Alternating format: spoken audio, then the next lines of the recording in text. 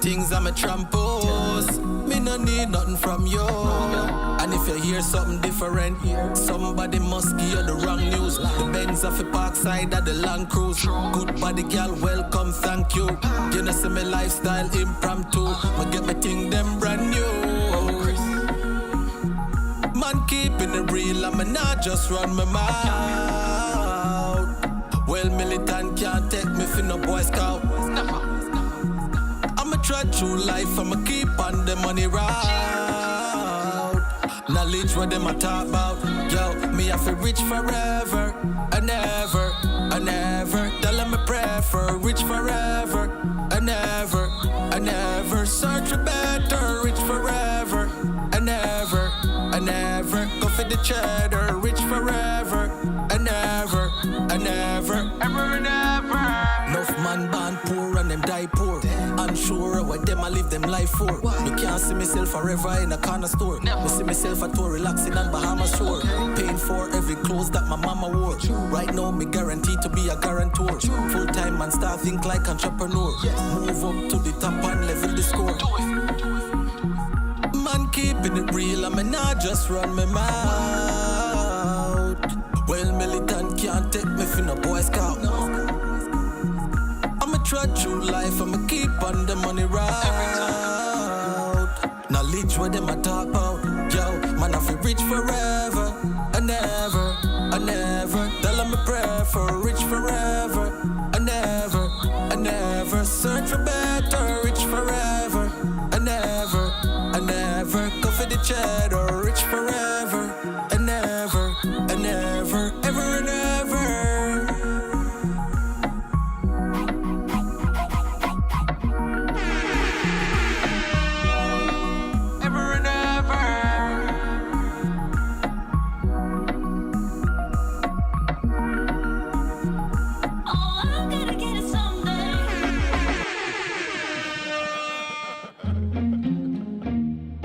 Jeez. You know.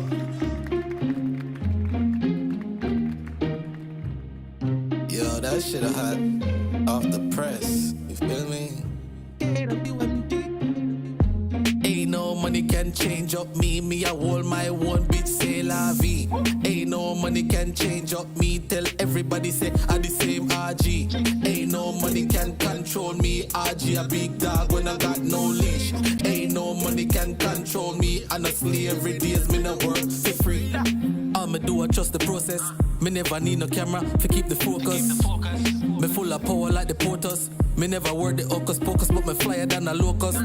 Girl interrupt me mid-fly fi take the photos. Pull up in at the Lotus, rev the engine, make them hear the British motors. Girl I get wet and them want fi super soakers. Our friend add the bonus. Ain't no money can change up me. Me I hold my one bitch, say la vie.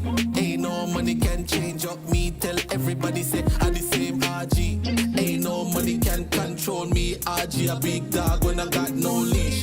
Ain't no money can control me. Honestly, every day is me no work for free. Dilla, on the paper. Want a skyscraper in Jamaica, but me not change. Does I make some change? Give me the money and keep all the fame. Money me a pre, me no care who don't like me. Middle finger for you and she, yo mobby. Every day is a payday. Me have to the money, I just so me stay here. Ain't no money can change up me. Me I hold my one bitch, say la vie. Ain't no money can change up me. Tell everybody say I'm the same RG. Ain't no money can control me. RG a big dog when I got no leash. Ain't no money can control me. Honestly, every day is me no work. Dollar on my mind, be a cash, me a pre. All I invoice, me time cost a fee. Foot on the gas, me a work like bee. And it no matter how much cash come in, every day I the same RG. You can't shame me for what me like be. Me step over them in a me Nike. Ain't no money can change up me. Me a hold my one bitch, say la vie. Ain't no money money can change up me. Tell everybody say I the same RG. Ain't no money can control me. RG a big dog when I got no leash. Ain't no money can control me. Honestly, every day is me no work for free.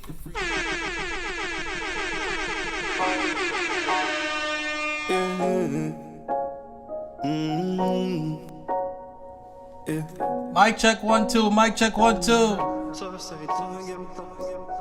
Them say me a monster. Yo people, yo people, yo people, yo people, roping. Child of already and me end up hurt. Couldn't find myself but me still there search. Never left me gun always with the fit burst. And my grandmother tell me say me for God. So me gone church. Look at me let me at the worst. Yo. Turn back, you know so me never lurk. And I haven't been since. Most Christian are dirty like a rubbish bin. So me tell myself me have to win. Kill me yourself so me can born again. Lose my best friend, him not dead. We just to deal again. Yo. Pull up.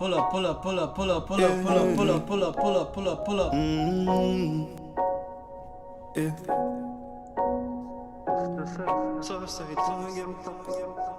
Them say me a monster. How about the likes of Delarue? Like a Mexican. Child of already and me end up hurt. Couldn't find myself but me still there search. Never left me gun always with the fit burst. And my grandmother tell me say me for go to church. So me go to church. Look at me let me at the worst. Turn back, you know so me never lurk. And I haven't been since. Most Christian are dirty like a rubbish bin. So me tell myself me have to win. Kill me yourself so me can born again.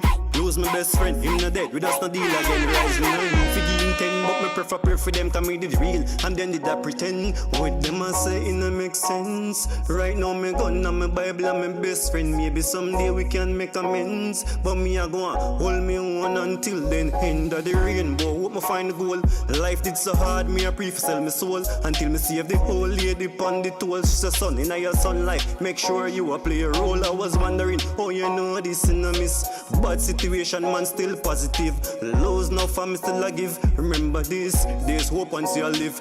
Make the bread while them a loaf. No joke, have a rifle with the scope on the north coast. Listen, some pop smoke some weed. No coke, just all our meds and cope. Enough man. What's that, Jamaica or Brazil? Joke life hard, overdose can't carry the load. Like Job fall top on the road. Cause them heart soft like a souls. Me feel like a crip cause me can't trust my blood. Sometime me think say I me them did love job. Me name through the mud, me a top striker. Them can't sub. System have me as a talk. Them say me sell drugs all my phone. Them bug while me drop a jail. Hand on me in a scrub, what a grudge. Friends get charged like dead phone. Them get caught with one chrome. Me hear say me a done, yeah, me hear it from my phone. So me fly over them, yeah, just like a drone. Hypocrite them still a call on my phone. I try to change them tone. Maps are bad to the bone. Me just a smile. Them say me teeth them style. Yo, I don't say me should a copyright. Me a go and elevate on the side. Look on growth, the thing as well. Watch your eyes. Watch your ocho. Watch it. Still I work all when them doubt you.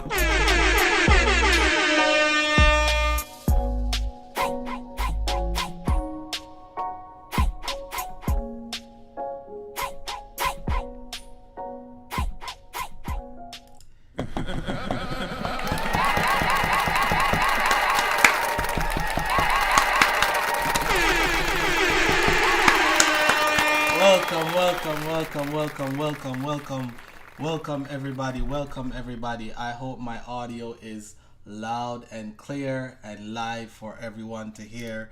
Kadu Williams again, back for another episode of this live. We actually have a caller that will be joining very soon. Call us, big up yourself while I get ready for join. But until then, guys, I'm just gonna be hanging out with everyone. I might be playing some music, just giving you guys a brush up of, basically what's going on and everything that's gonna happen on the live tonight. So tonight will probably be a shorter live. We don't have very big topics, but they should be interesting. One of the main topic that is, as you can see on the title of the thumbnail, is 20 common misperceptions about millionaires that people might not be aware of. And this topic is This topic, sorry guys, I'm actually watching the Brazil game while I'm doing this. I might have to cut it off because it's very tempting.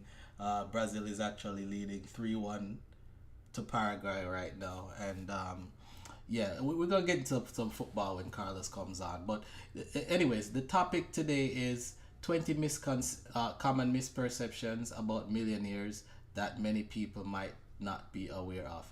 Now, I know a lot of people, their perception of millionaires is, yeah, oh my God, these people are driving the most expensive luxury vehicles. They live in the biggest, most lavish houses, right? And they live a very extravagant lifestyle and this and that. But um, I'm gonna let you guys on a little secret. If for those who don't know, a millionaire could be living right next to you in the same apartment complex or the same housing scheme where you are, and you just don't know. You know what I mean? Because not everybody really shows their wealth, and that not everybody that shows their wealth truly has any wealth at all.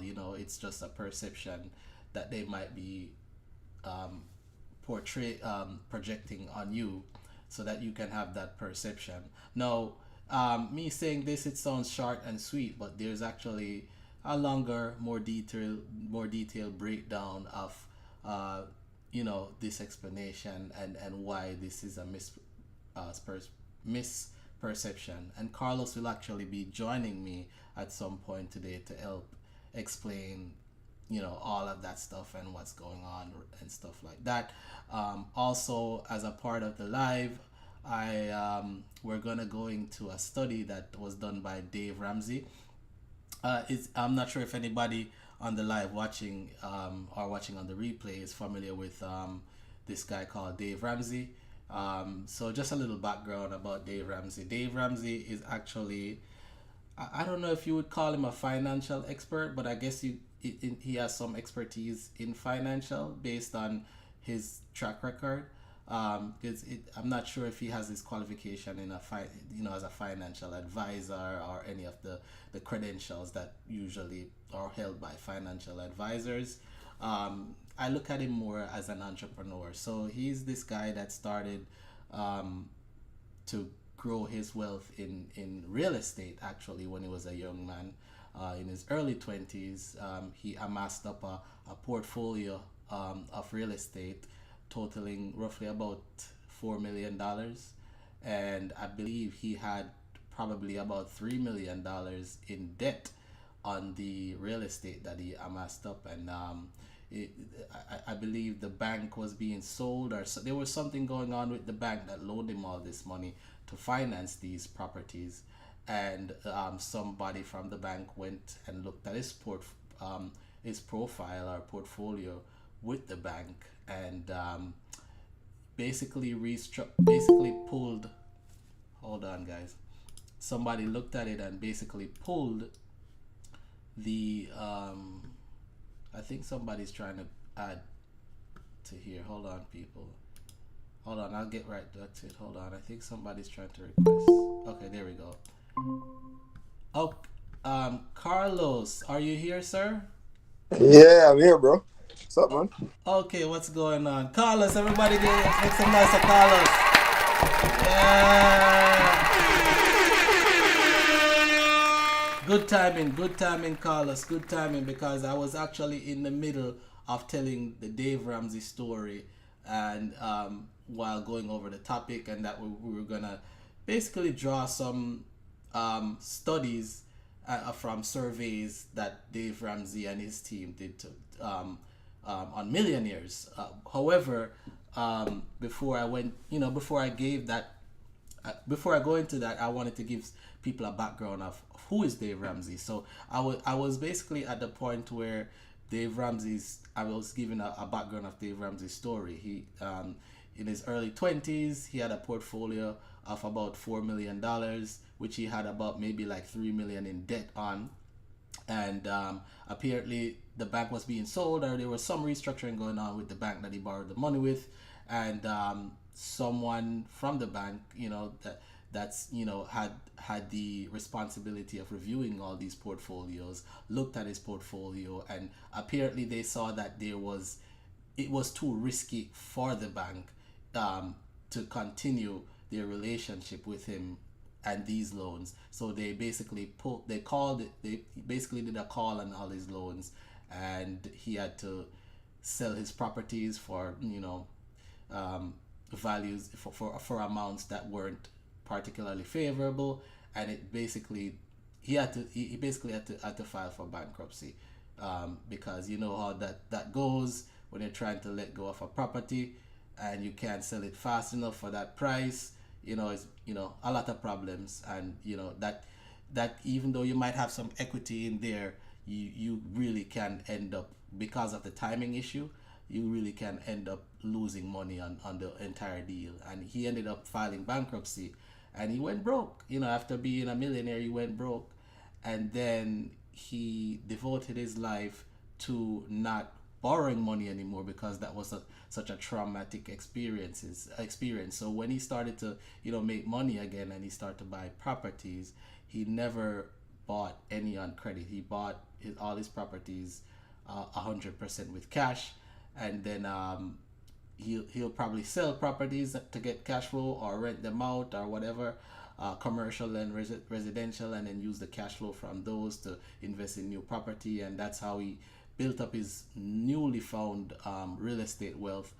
Currently, he has a net worth of about 400 million thereabout, and since the past maybe 20 or 30 years, he has devoted his career and his life works to teaching people financial literacy and personal finance, and helping a lot of people to get themselves out of dramatic financial situations, like a lot of debt, as well as I would say advise them, because he's not a financial advisor, but assist them in making decisions in their financials to grow and have a wonderful and successful life financially. So he did a millionaire study with basically some data from millionaires that his team went out and spoke to, and we will be going over those numbers once we get into the topic. But before we get into all that, also we're gonna talk a little bit about the Reggae Boyz Copa America experience so far, and what we think about it and what next to come.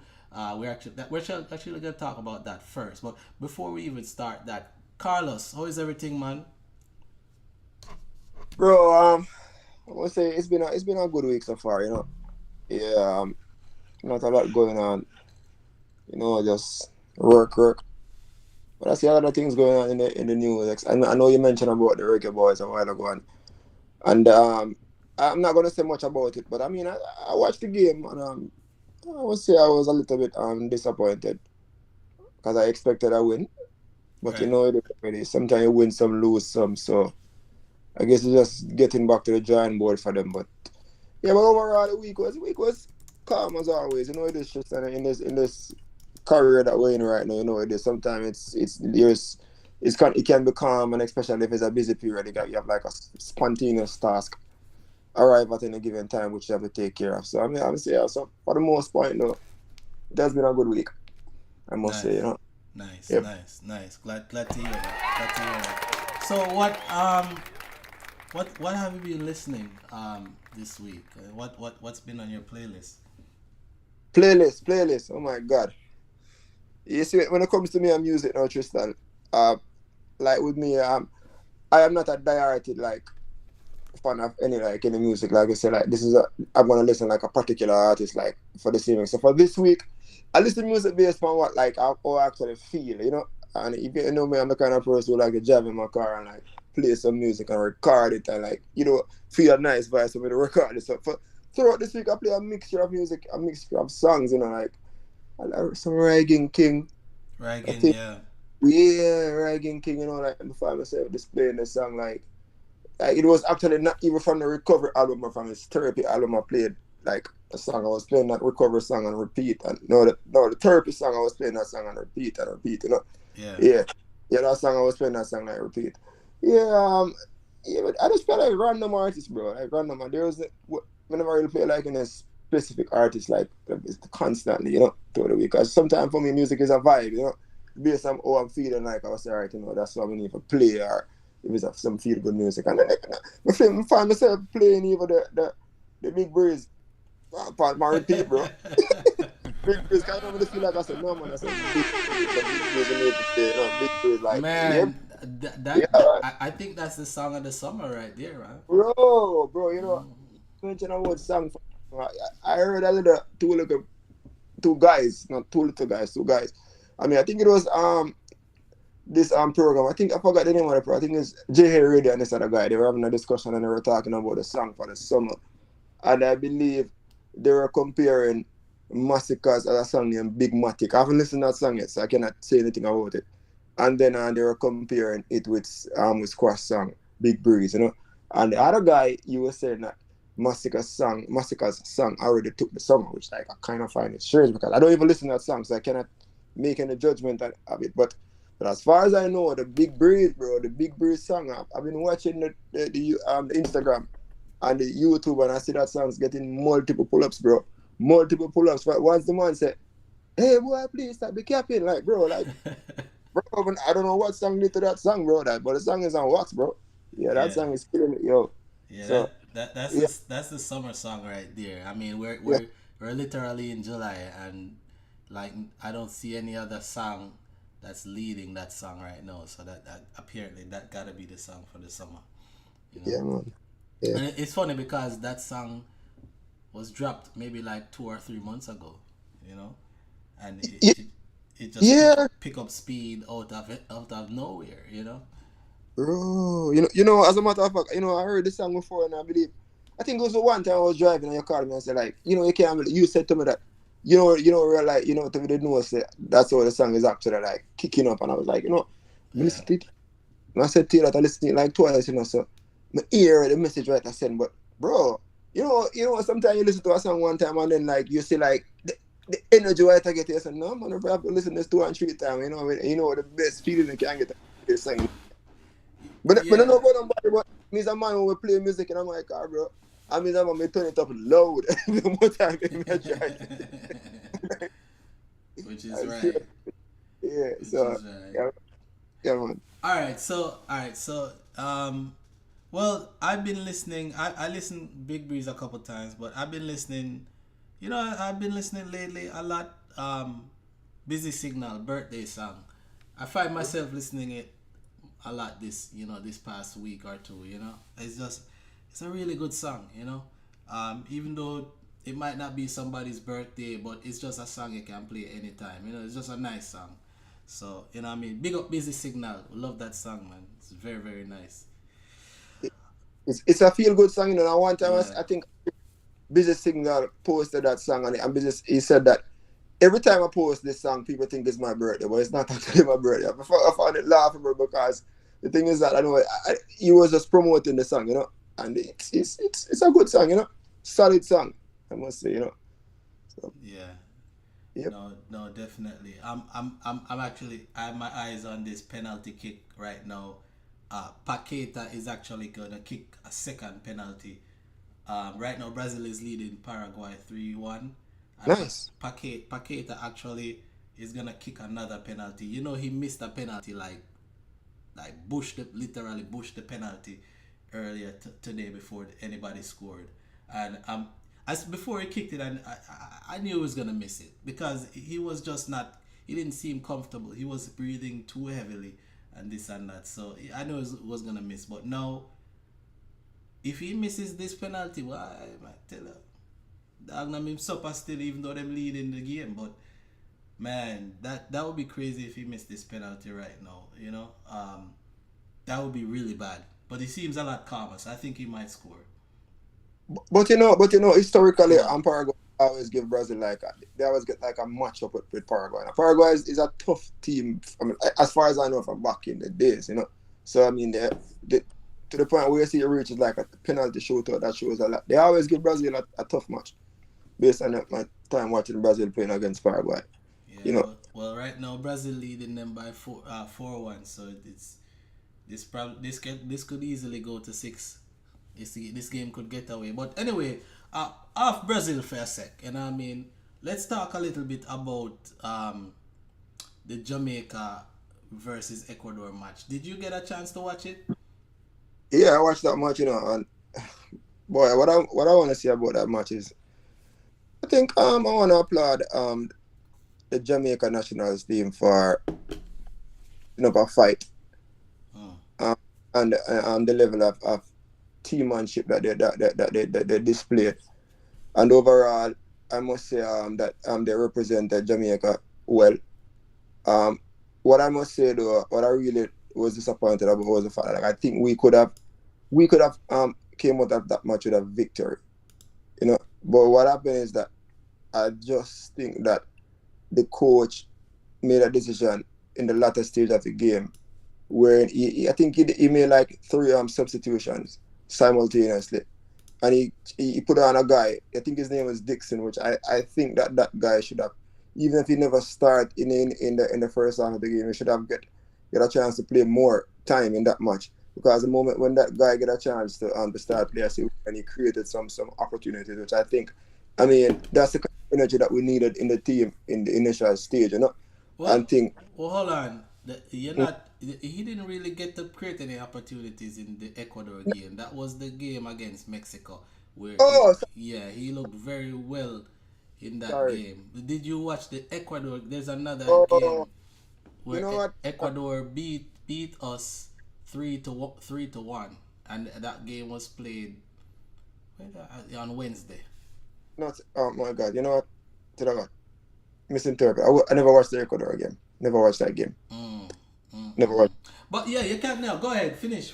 Talk about the Mexico. What you feel about the Mexico game? That's fine. So I was actually talking about the Mexico game. Yeah, You you know, can finish your comment on yeah, that. yeah. So with that game, I think right now we could have been victorious in that game, But you know what though? As I said, it just like, I think it was as a result of the coach like making like, he was a little bit too reactive in the latter stage of the game. He should have been a little bit more proactive. So we could have been more organized as a team and easily come out of the game with a victory. But again, I mean, Mexico showed that they were the better team, and they were victorious. But I just think that Jamaica could have won that game. Sorry I couldn't get a chance to see that Ecuador. I never realized you had a game against Ecuador on Wednesday. Maybe I don't know what was the case, but I didn't get a chance to see that game. So, Yeah, I wish I had texted you about it. I know you would have watched it if I had gave you that heads up, but yeah. it is what it is. I mean, overall my opinion on the Mexico game is, honestly, I think that the coach, he made a negative change in the 60 something minute. He basically took off a few guys and put on 2 defenders, even though one of the defenders was gonna play midfield, but it's still a defender. You understand? And I think at that time of the game when Jamaica and Mexico was still on 0-0, nobody was leading. That wasn't the change to make. He should have made an attacking change. I think at that time he should have put on Dixon, which you mentioned earlier, right, in the 60 something minute, as well as put on Cephas, which is he plays the I believe he plays the left wing, and he might be able to play the right wing as well, and he's a very fast guy. He's the fastest guy on the pitch. He's the fastest Jamaican player. Period. Like, nobody can sprint as fast as he does. Whenever he played that, I don't know if you watched that game against the Dominican Republic, where they just couldn't handle him whenever he get the ball on the wing, because he just pushed the ball and then just run after it, and the defender just doesn't have any chance. So he's a good player. He just has a little problem with his finishing. He's not a good finisher, but he's fast. He can push the ball, run, and create chances, which he might not be able to finish that well, but he can create a chance and get an assist with the type of style of game that he plays. So I think that Cephas and Dixon should have came on a lot earlier than I think he brought them on in the 82nd minute or something like that, which even just the little time, like what you mentioned, that Dixon was on, he created so much chances, and he looked so confident, and he brought a different energy to the team, even though we were losing by one. We actually felt that we could score another goal with the little time that he had. What I mean? And even when you look at the highlights of him, you see how well he looked. And another honorable mention is Lembekisa, which he played the whole match, and he looked well as well. He played very well. He had the most shots. So I think the coach just managed the substitutions quite poorly, and that's what cost us the game. Because when he made that defensive change, literally the next play after is when they scored, and I think he disrupted the defensive line when he made that defensive change, because the defense never got a chance to readjust because of the new players that are on there, and it probably just kind of messed up the momentum that they had, especially because there was gonna be a set piece. I think it was either a set piece or a throw in that was gonna happen, which a throw in is basically like almost a set piece in the half, when you talk about that in the half anyway. So it's just a bad man management, I think, for the Mexico game. But though, Tristan, what I realized though, you see, because you see the goal that was scored against Jamaica, I actually see that goal coming anyways, because I mean the Mexican team, they're attacking, they're attacking in numbers, bro. And what I realized that Jamaica, they were actually relying too much on counter attacks, and that didn't work out favorable for them, because if a team is continually attacking and you have to be in defensive mode, then basically they're always gonna keep coming at you. So that's one of the reasons why I think we actually conceded that goal. And one other thing that I realized, I've been watching Jamaica's national team play like ever since I was a child growing up, and I realized that I haven't seen a lot of modification in terms of how we play. And what I'm referring to is a style of ball. I think we are too much into the style where they play this long passes, and I just think that we do not under that style of football very well. I'm not gonna lie, I don't think we manage it very well, because most of the time, if you look at how the Mexicans play, they're always creating short passes. They can find the team members easily. These long passes, and then sometimes they don't find it, the team member, and then like the Mexican take away the ball. I just think that we need to find a better rhythm for the reggae boys. The rhythm we need to have a better rhythm, so we can have more ball possession. Because if you look at the ball possession for that game, I think it was 38 to 62%. So that shows that, like, I mean, the Mexican team, they have most of the possession throughout that game, so which ultimately gives them. Yeah, I mean that's definitely an issue. I mean, I'll be honest, possession isn't necessarily always the decider, but it is an advantage to have possession. Because we've seen so many games where the team with the most possession, you'll have a team with 76% of possession, and the other team has 24% possession, and the team, when the end result is the team with the 24% possession give the other team like 3 love. You understand? So possession, and talking about possession, let's lead into the, because we're on a time frame anyway. Let's lead into the game with Ecuador. So if you look at the stats here, a lot of people would feel upset right now. I'm not sure if you're seeing what's going on. Can you see what's going on, Carlos? I'm not seeing anything. Oh, okay, my bad. Let me share my so you can see as well. You can see what the audience is seeing as well. Bear with me one sec. Where is it? Okay, here it is. All right. So yes. So you can see what's going on, right? Yep. Okay. So this is the game against Ecuador. Ecuador beat us 3-1, right? And a lot of people are upset, because they wanted to get something out of this game. Not necessarily that it's gonna be a win, but at least a draw. Just like anything, coming off of that performance that we had on the game with Mexico. Now, if you look at this game right here, I'd like to point one thing out.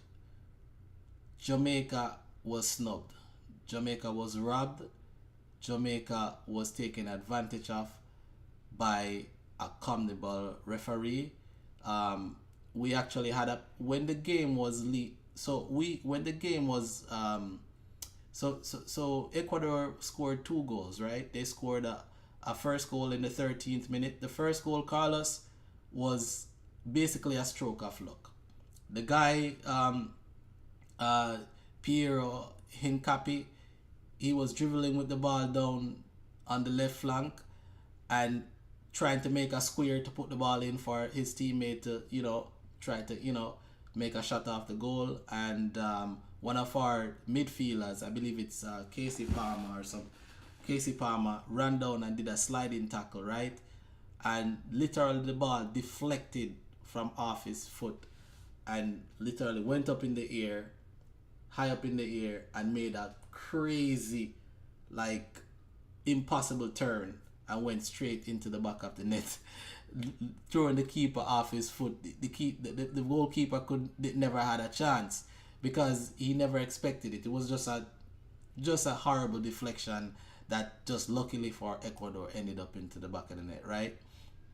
Then their second goal in the 45th minute, and well, not 45th minute, but I guess you could, 45th minute and 4th minute in extra time in the first half, we actually had a penalty where we had a handball and in our 18, and fair enough, they got their penalty, so they led us at 2 at the halftime, right? Now, in the 54th minute, when we came back from the halftime, we scored a goal. Mikel Antonio scored a goal, and then the game was 2-1, and then we had a game, right? Now, shortly after that, there was an identical handball in their 18-yard box that the VAR literally confirmed is an handball and that a penalty should be allotted. And the referee looked at it, and the referee says no penalty. No penalty. And this is like a big deal right now. It's going on in the media right now. CONMEBOL had to put out a video with all the conversations, like the recorded conversations that were happening in the VAR room with all the VAR referees, and even the conversation between the VAR referees and the actual referee of the match. And you can clearly see, if you look at all the comments on social media, nobody is saying that this is not a penalty, because everybody sees it now with this transparency, because it's causing a big uproar. You know what I mean? So anyways, hello? I'm here. Yeah, so anyways, we didn't get the penalty, and that kind of put a damper in the game. We were pressing, trying, them and pushing, trying to get another goal to at least equalize with them. And one of the times we were making a set piece play, the ball got cleared out, and one of their attacking players got a hold of the ball, and nobody we had could stop him. He dribbled all the way there, scored the third goal, game over. It was tough. It was tough to swallow, but you know what? When I look at the overall performance of the team, it was better than the performance against Mexico. And here's why. If you look at the numbers right now and look at the eye test, the numbers match out with the eye test, right? Now, if you look, are you seeing what's going on? Yeah, I'm looking at the stats, man, and I was about, you continue. Right. So, I mean, obviously, you can see Ecuador had 24 shots on the goal, right? And Jamaica only had 7 shots on the goal. So they were dominating in, creating chances, so to speak. However, if you can look and see, out of their 24 shots on the goal, they only had 4 on target, and 2 of which they actually. I don't even know if you count.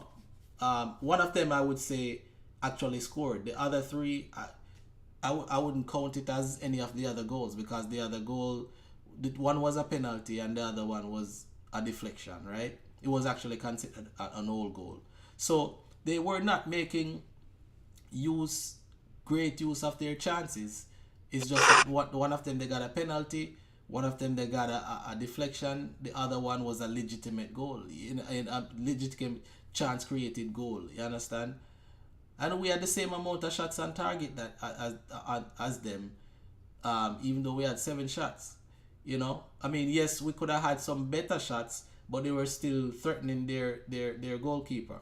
Now look at this important statistic, right?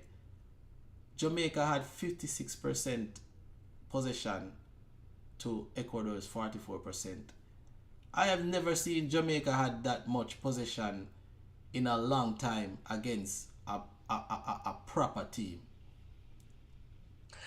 But exactly. I mean, I never watched the game, but by looking at the stats here, though, Tristan, you see, I realize Ecuador actually had more shots versus Jamaica, 24 versus 7. So you realize overall that's a big difference there, So ultimately, I could have seen where, because I don't know. I mean, you mentioned that one of the goal was a penalty, and the other one was, I don't remember exactly how you said that one was scored. But if that a one deflection, it was a terrible lucky deflection. Okay. Yeah. All right. So basically, also out of those, so it's not like out of those shots they actually scored any goals. So it's a fair enough statistics, I must say. Fair enough. I mean, you're right. For most of the games that I've watched Jamaica play, except for when they win the game, I hardly see them having more ball possession. So I mean, I never watched this game for myself, but I mean, based on the stats, it seems like it wasn't a bad game overall. I wish the scoreline would have been different, though. Yeah, I mean, it was a decent effort from the Reggae boys. It wasn't terrible. It was a decent effort. And if you look, even the passes, we outpassed them by maybe about 50 passes, man. Like literally about 50. Our total passes are 332 to their 275. So we outpassed them.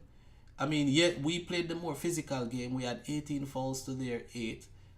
We had 4 yellow cards to 0 for them, which that's BS. They should have got a couple of yellow cards, because they were kind of physical as well. And we even had more corners than them. We had 8 corners to their 7 corners. So it was a very challenging game. We really tested them. There wasn't no walkover, even though the scoreline was 3-1. But had we had got that penalty, that would have been a different game. We probably would have got something out of the game, or probably even could have won that game. So it was highway robbery, man. Highway robbery. So the standing of this group is kind of interesting, though, Tristan, because if you look at it right now, Venezuela is leading the group on 6 points. Ecuador on 3 points. Mexico on 3 points as well. So basically, Mexico's next game is gonna be against let me see. It's gonna be against, they play Venezuela yet? I'm not sure. Did they play Venezuela already? No, their last game. No, they played Venezuela. They actually lost to Venezuela. Last. So the next game is gonna be against Ecuador. You're right. Their next game is against Ecuador, and they're gonna have to try to win Ecuador to get something out of it. I think they could probably draw. I gotta look at it. Goal difference, but goal difference will be the factor here, because if it's a case, if Mexico have concede less goals, I think they will be able to go through this round. Right. So if they draw against Mexico, right, goal difference, it's gonna be a goal difference between them and Mexico. So right now, well, honestly, if they draw against Ecuador, then Ecuador is gonna go through, because Ecuador currently has the higher goal difference. So if they draw, they're gonna have the same net goal difference from that game. So the Ecuador is gonna. So it's a must-win game for Mexico. Yep. It's a must-win game.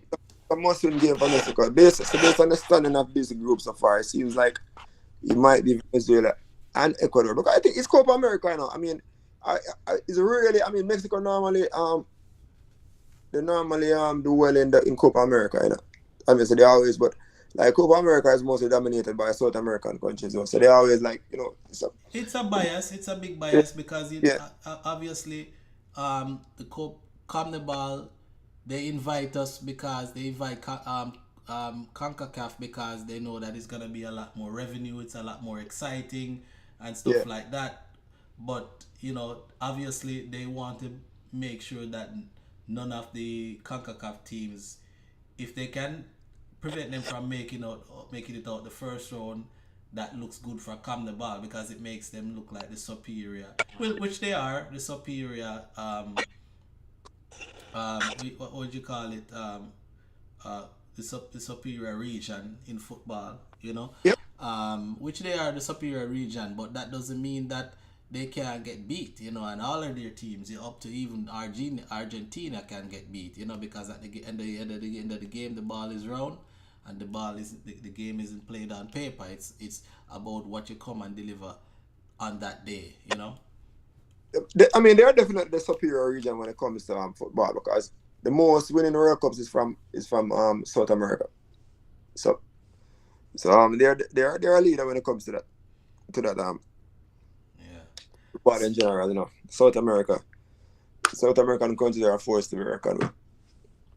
So all right. So let's move on because we have to keep on with the time and everything. So, all right, people. So moving on to the meat of the matter, so to speak. What's Something all right. The Lord said, "Oh, I and be satisfied." No, moving on to the matter? All right. So here's the topic, Carlos. 20 common misperceptions about millionaires that some people might not be aware of. So keep it short and sweet, right? Before I go into it, Carlos, what do you say? What do you have to say about that topic and the whole misperception that people have about millionaires? Short and sweet. All right. So what I think, I mean, whenever we look at millionaires, we all have this thought process as though as if millionaires, they amassed their wealth from inheritance, or the millionaires that we're actually looking at, they live very lavish lifestyle. And I mean, from the outset, we think that these are people who are they just get things easily, and the way they live a lifestyle which is always lavish.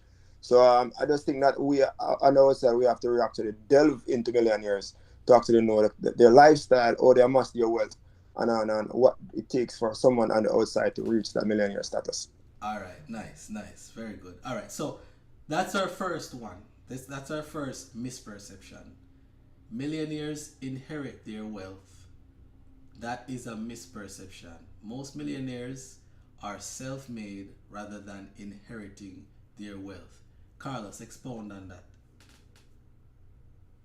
All right, you see, Tristan, when we look at a millionaire and we look at the lifestyle that a millionaire portrays, we know that over a period of time they have studied the what, and they have studied what it takes to become a millionaire. And when I say study what it takes, like I'm referring to the financial responsibility which they need to start follow within they start to have in their life in order so that they can have a life where they can reach that millionaire status. And what I mean by that, I mean in that in order for millionaires to reach like a certain realm in their financial status, they have to start doing what it takes to become a millionaire. So if they're gonna invest their money, they invest their money. If they're an employee, they follow their employers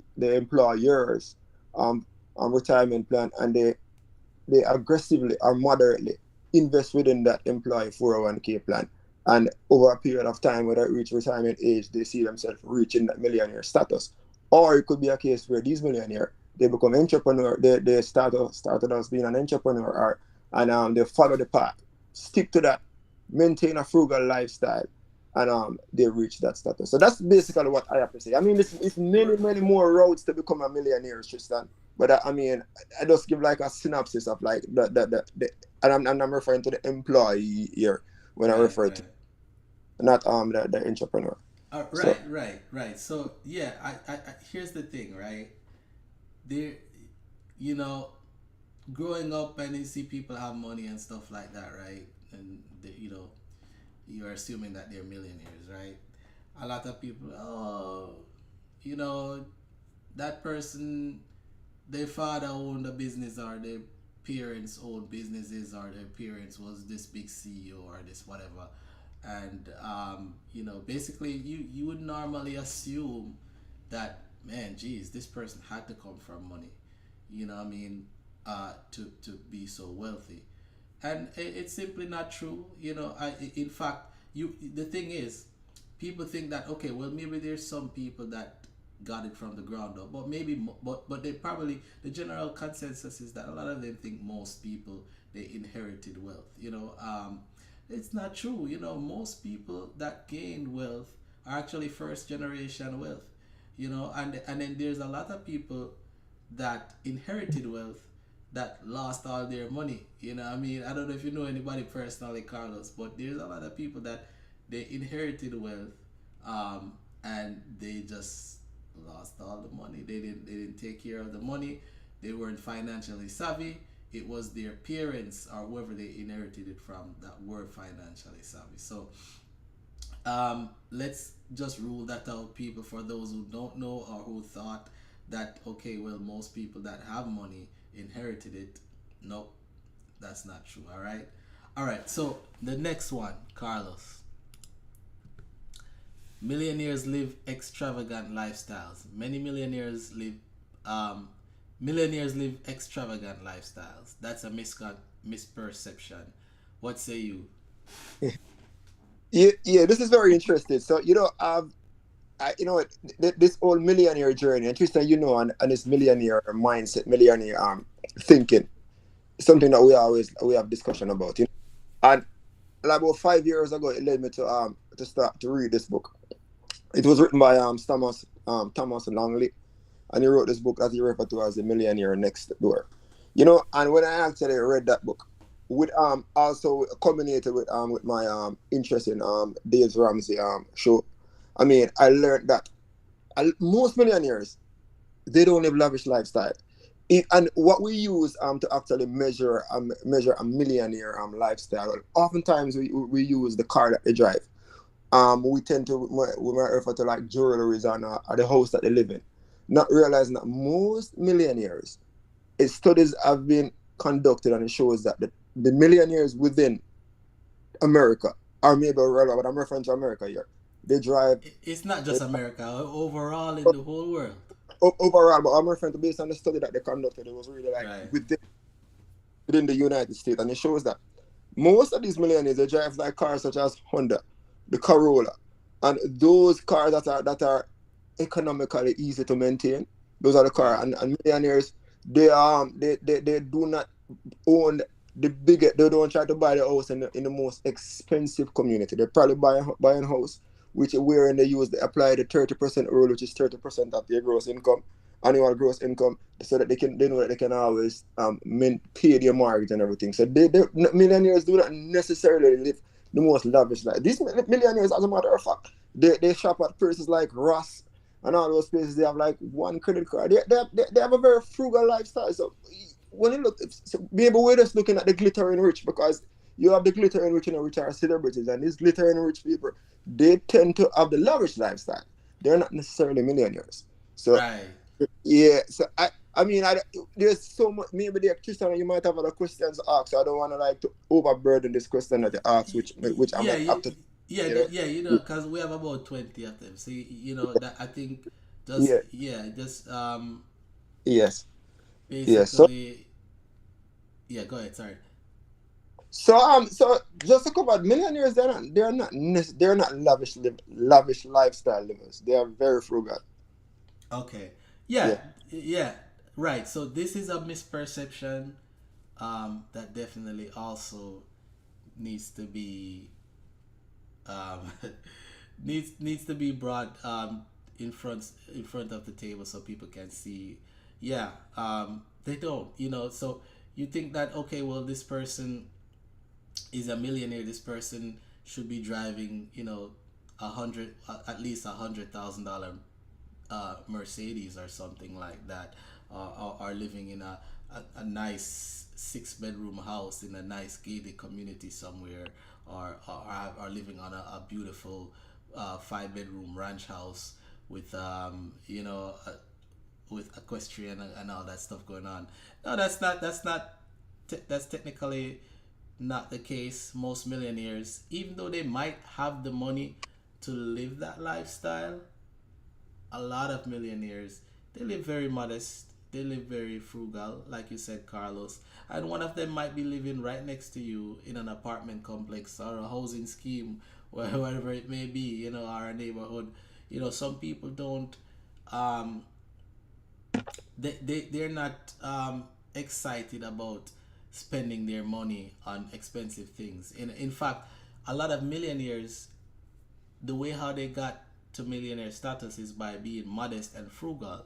Now, when you get to that point, because you're so used to living that lifestyle, you're not in a hurry to go and spend your money on lavish things, even though you can afford the lavish and the things and the luxury, because you have already kind of trained your mindset in a certain pattern or way of doing things or way of thinking, that stuff doesn't excite you. You kind of like simplicity, and you are more interested in just things that work for you. I just need a car that gets me to and from to take care of my business. I just need a house big enough to live my life how I want to, or live in that location where I want to. And instead of spending all my money on all these expensive, lavish things just so I can impress people, I'd rather to leave my money in investments, whatever it may be.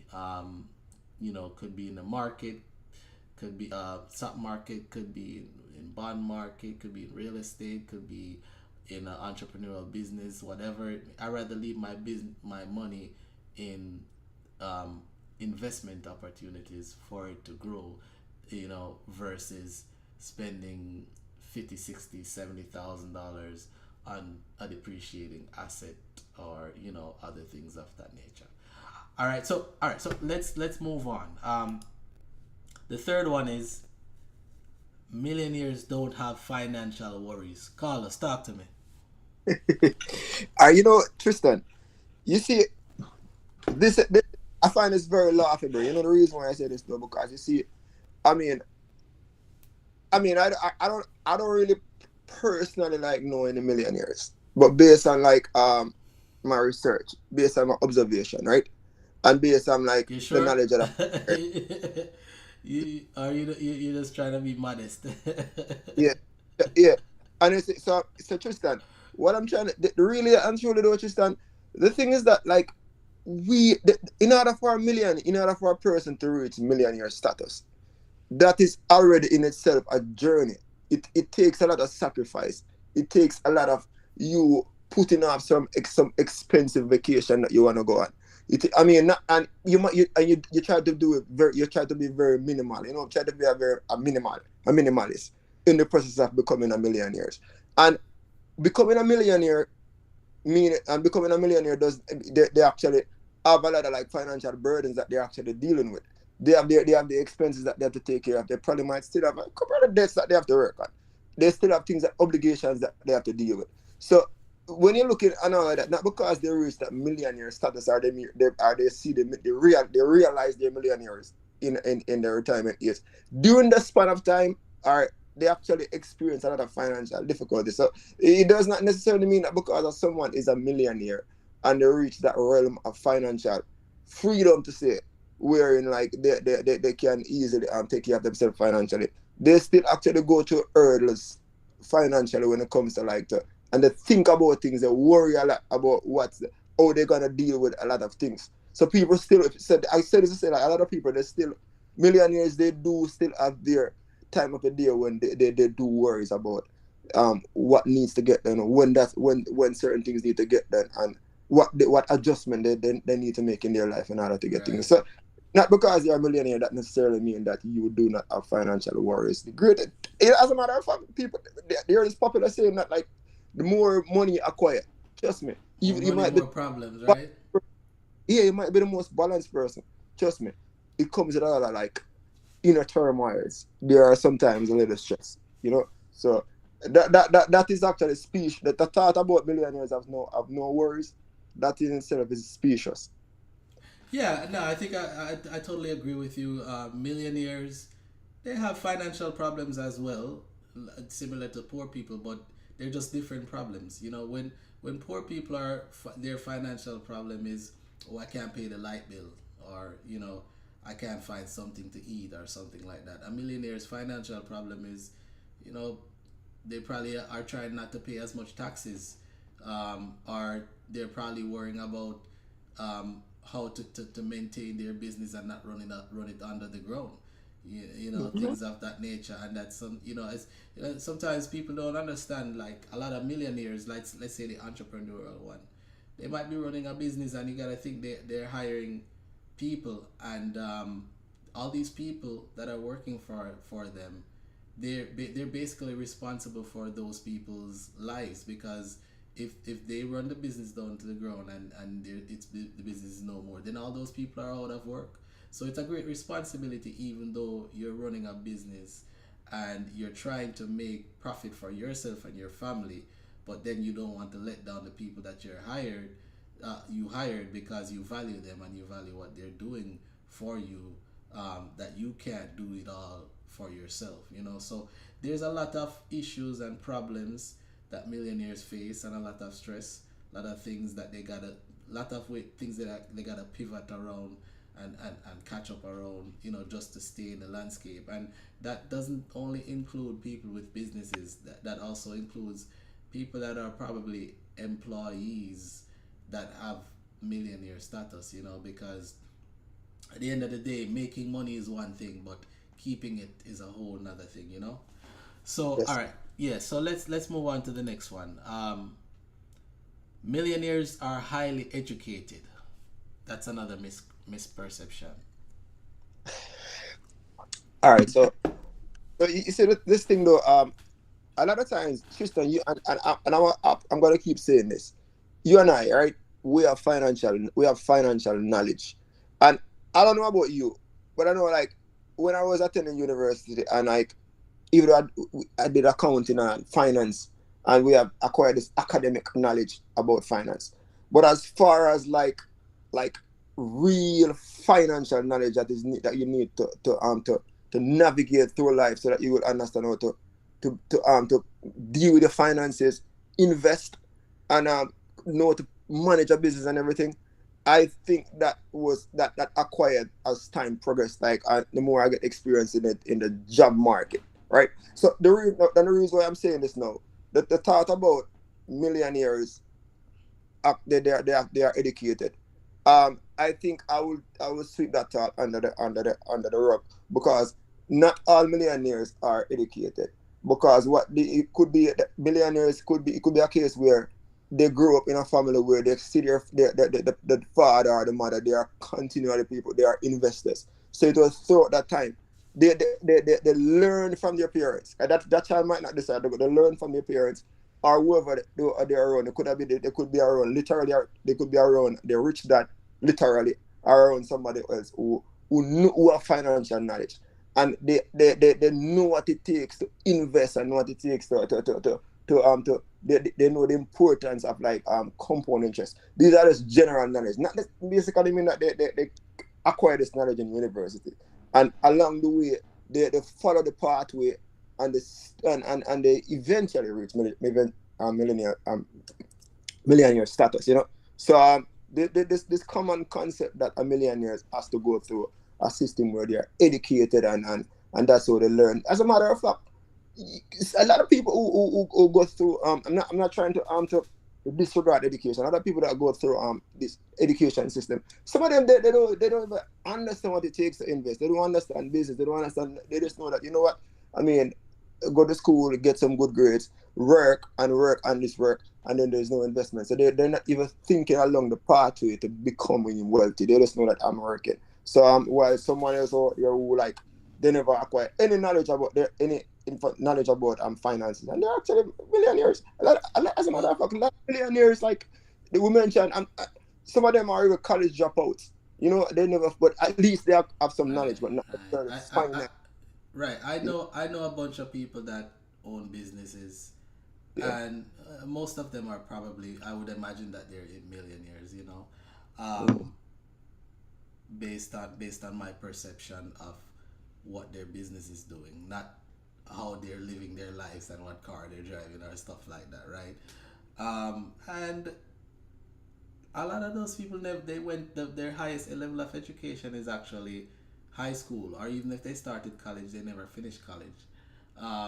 In fact, I think I know more people, or I know of as well, more people that are successful entrepreneurs that didn't finish college. Not to say, you know, that there aren't probably more people that finished college that are millionaires and entrepreneurs. Not to say that, but you find that a lot of people that are entrepreneurs, it could even be somebody that's a mechanic. I mean, technically, that person never went and got a whole degree, but they got like a technical certification, right? And you know that's where they started. They grew their mechanic business, right, until it turned into a very profitable venture, and they end up being a millionaire and an entrepreneur. But they weren't. You wouldn't consider them as highly educated. You know, people that you consider highly educated are people that graduate with a degree, at least a bachelor's degree in something. You know, so yeah, I agree with you 100%. That's a misconception. Yeah, even somebody like Bill Gates was a high school dropout, and you know he's the Yeah. top five richest guy in the world. So, all right, so that's another one. This one I'm gonna read over it, but we're gonna skip this one. So another because it's kind of repeating one that happened before, that we discussed before. Millionaires spend their money lavishly. We already went over this. Millionaires invest and save a significant portion of their money in income. So I think we covered that one. So that's a misperception. Millionaires they don't all spend their money lavishly, right? Number six, millionaires own expensive cars and homes. I think we also went over that. Many millionaires drive average cars and live in a middle class neighborhood. So yeah, we definitely went over that. Number seven, millionaires don't work hard. Expound on that, Carlos, because I've heard that one many times before. So you see, most of the time, there is a misconception between becoming rich and becoming wealthy, right? And I think a lot of times when someone says that you don't need to work hard, the millionaires don't work hard to reach where they are. You're just referring to someone who like they amass like a few dollars, and in their eyes that person is a wealthy person or a rich person, because the popular talking they're not so knowledgeable financial savvy people. They will say, look at someone who acquires some money and say they are rich, and they will say to themselves, oh, that person right, he didn't put in a lot of work, and probably that person probably win the lotto and they become rich. But on the flip side though, when you look at a millionaire, someone who reached millionaire status in life, they actually they input a lot of work into getting to that status. And this is how it, Right. I mean, there are many avenues to becoming a millionaire. Don't get me wrong. Someone could inherit wealth from the parents, and they utilize the wealth and then put it in the right investment, or they have a financial advisor, and they reach millionaire status, right? So however you look at it, that's actually work, that because they have to stick to whatever the advisor is doing for them, and you know they reach the status. But for someone to come from the grassroots coming up, who, if they're an entrepreneur, and they use the business as a medium through which to become millionaire, that person has to put in a lot of work in their business. It will not happen overnight, because case in point, that person could start the business, and what happens is that the business actually failed, and they actually start a new business. So that's actually a journey in itself, that they have to put in the work. And if like Dave Ramsey is a prime example. Dave Ramsey, It's a he good went, example, but yeah, that's the thing. Like, Yeah. A lot of times somebody may work for an entrepreneur as an employee, and they're like, oh, the boss is always on vacation or always out eating, having lunch or drinking. You know what I mean? Things like that. They always see the boss not really doing much whenever he or she comes to the business or whatever, and they're the ones doing all the work. They probably think that the boss doesn't work, but what they don't understand is whenever you're an entrepreneur, unlike employees when they clock out and go home to their families, they're not focused on work. Entrepreneurs are their work. They don't really get a day off. You know what I mean? Their work is 24/7, so they have to deal with things involving their business 24/7, and sometimes they have to get up from off their dinner table with their family and just out of a lot of different personal time situations just to deal with things with their businesses and things that's going on because they're the boss, you know what I mean? They're the owners and they have to take that responsibility. So, I mean, there's a lot of entrepreneurs, they built up their business to a level to where they don't have to do a lot, right? They have more time on their hands to do their personal stuff. But it doesn't mean that they don't work hard. It just means that they already put in a lot of the hard work early to where they can sit back and take their foot off the gas because they've already set up a system similarly to someone that you referred to before, similar to when someone it starts to invest their money from early. Once they get to a certain point or a certain age, they can easily take their foot off the gas because they've taken so much advantage of the compound interest growth from their investments. But let me move on, Carlos. So that was 7. Let's look at 8. Millionaires have high paying jobs. Talk to me about that misperception. So there is this is popular talk that you're growing up. Say it's not how much that you make, it's actually how much you save. Right? I mean, I remember when I was I remember reading this book, and it's called The Richest Man in Babylon, and that guy that's where, as a matter of fact, most of these like popular books out there about finance and like millionaires, that's actually like one of the foundation books for like to actually that people follow to become millionaires, because that was a book from talking about the richest man in Babylon. It was referring to like, it wasn't even referring to money back in the days, but not to stick too long on that. Yeah, and this guy said save 10% of your income. That was always his common talk. So now, just to piggyback on the question that you asked, Tristan, the really and truly millionaires, they save money, and they save from a small portion of income that they get in. So like it is someone might be making like $30,000 per year, and you might be making like 70,000, and that person actually follow a part. They stick to that part. They save their 10% or their 15% from the income, put it in put it in an investment, and let it work for over 20 or 30 years period of time, and Right. they amass $1 million. So I said, as I say, sometimes because you and I can be making separate, different income class, or different earning power. But at the same time, I am saving my money. You're not saving your money.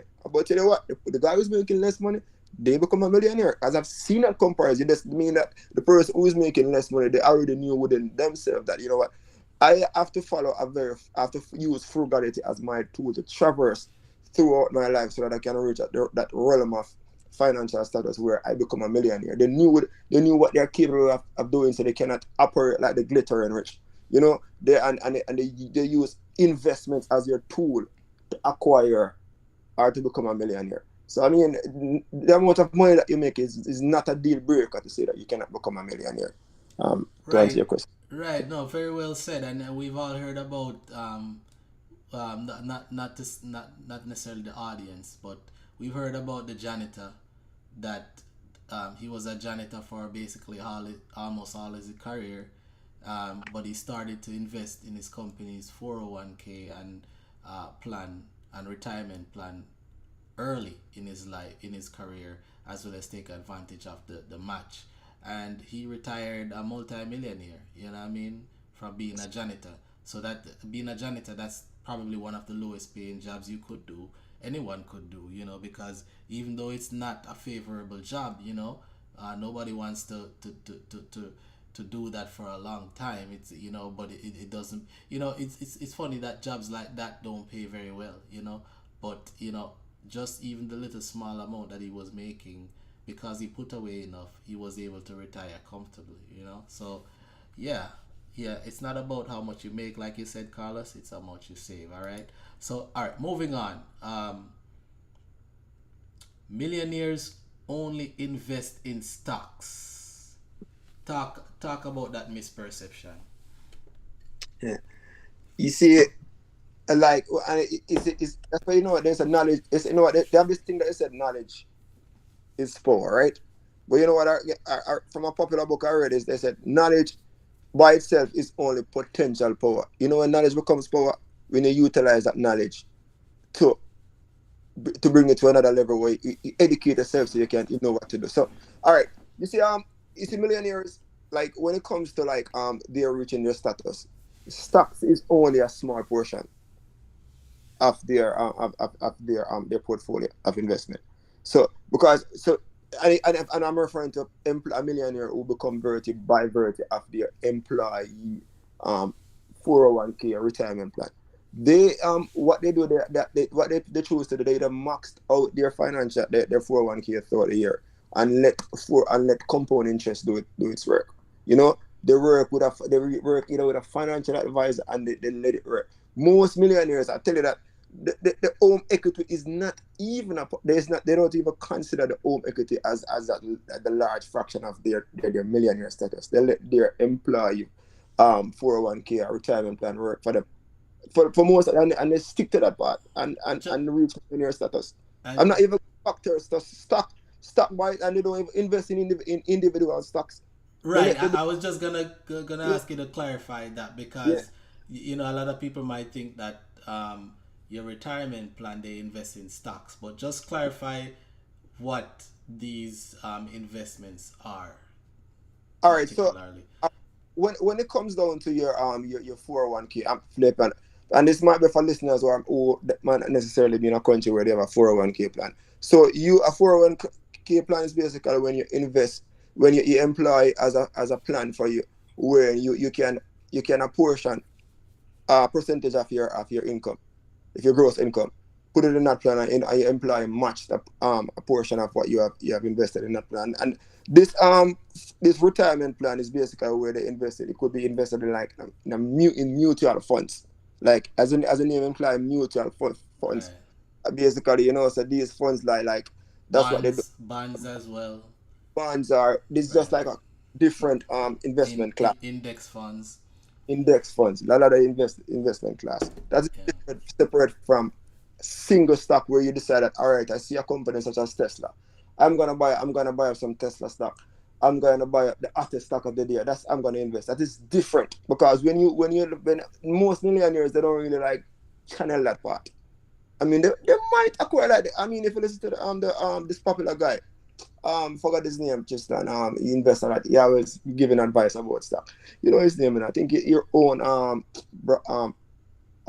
What guys? Berkshire. What's his name again? Is this popular guy, man. Um, You talking about here on Berkshire Hathaway? yeah.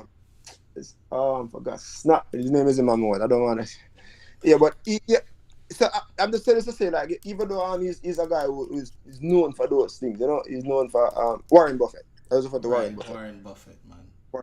you know, I think. But I mean, like most millionaires, they don't really go down that part. I mean, it's not really single stock that they use to amass their wealth. Some even use even so you might hear somewhere about real estate, but that's a different story in itself because there's a lot more there's a lot more things in that we can discuss, and there's a lot of misconception about that as well. So I don't even want to get into that. So Yeah. yeah, All right. So basically, millionaires diversify their investments across various assets, including real estate and businesses. So yeah, get that. Yeah, get that misperception out, guys. It's not only stocks that make people millionaires. Like Carlos said earlier, a lot of people, particularly American, people that live in America, they get to millionaire status by their company's retirement plans. In fact, a lot of people that are millionaires, surprisingly, are teachers and government workers, because they actually have really good benefits and really good retirement plans that facilitate them to grow their money. And teachers, they stay in their job for a long time. They start early usually. Yeah, a lot of teachers are millionaires, and it's funny because they don't get paid well, right? But they're more disciplined though. That's the thing. Exactly. And it does pick it back to the same thought that we had earlier, where it says not the amount of money that you make, how much you give. So the teacher, they know within themselves the amount of money that they're making, and they decide that, you know what, I'm gonna put away some money for my retirement, and that's what they actually did. So Right. it was, All right. So the other misperception is, I don't know if I agree with this one so much, but let's talk about it. Millionaires avoid taxes. So hey, I think it's probably suggesting that millionaires don't pay any taxes at all. I think it was a miswording. but, So but millionaires don't pay taxes. They say rich people don't pay taxes. I wonder if they're trying to say because there's a difference, So if they were saying that millionaires avoid taxes, I would agree. But if they say they I agree. evade, Yeah, if they say evade taxes, they do that too. Some of them do that too, but but what I think they're trying to say, millionaires don't pay taxes. I think that's what they're trying, because that's a big misperception that millionaires don't pay taxes, and that it's totally not true. Millionaires pay a lot of taxes actually, and that's why they have to be so savvy to use legal methods to avoid paying taxes. There's so many. The tax law is very broad. There's so many loopholes and avenues that you can use to avoid paying taxes. Now, evading taxes, that's a different story. So that you do not want to do, because that can get you into big problems. So yeah, that's definitely a misperception. Millionaires do pay a lot of taxes. There's some millionaires and billionaires that have tricky tax loopholes and great CPAs that allow them to, in some cases they may not have paid any taxes, but that's not the case for everyone. Everybody has a different tax structure based on the type of businesses that they do.